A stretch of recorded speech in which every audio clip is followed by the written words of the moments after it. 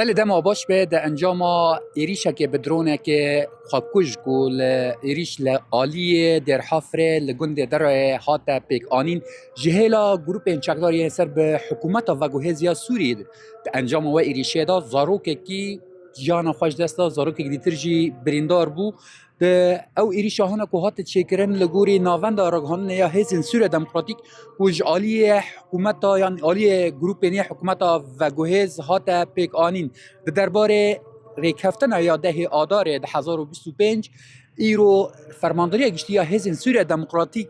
دا زانین داخیانی خدا کو او هزین سوریه و گوهزیان حکومت سوریه و گوهز گهشتن ریکفتن که کو به آوای کی لگوری برجواندی یا گشتی کو انتگراسیون چه ببه ده همان دمه ده هندر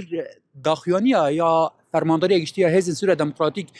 او بو کو هر دو آلیجی به هفرا گهشتن نرینه که هفبش کو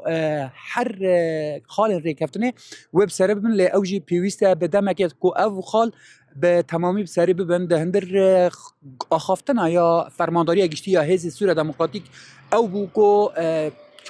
پروسه یا چارانوسا دروازه یا و درگه انسانری او جواره چاره سرکرن ده همان دمه دا سروشت انسامانی یه سوریه تواهی سوریانه لی وکو معانی زمان لگوری داخیانی یا فرمانداری هزین سوریه دموکراتیک دا کو اف ریکفتن به همی خال خواه بسری ببه پیویسیا و به دمه و به زمین هیا